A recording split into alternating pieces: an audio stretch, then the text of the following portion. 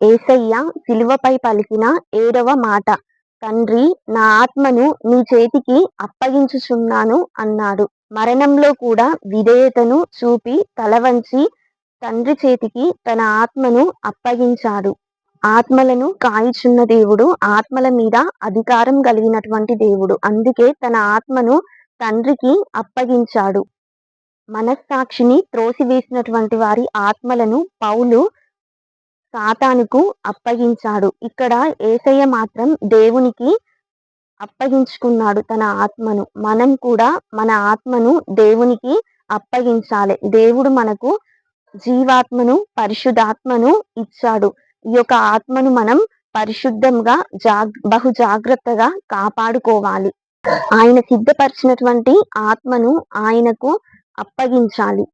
యేసయ్య తండ్రి ఇచ్చినటువంటి ప్రతి ఒక్క పనిని, బాధ్యతను శక్తి లోపం లేకుండా చేసి చివరికి తన ఆత్మను తండ్రికి అప్పగించుకున్నాడు. మనం కూడా మన యొక్క ఆత్మ తండ్రి చెంతకు చేరాలంటే యేసయ్యను ప్రభువుగా, సొంత రక్షకునిగా అంగీకరించాలి.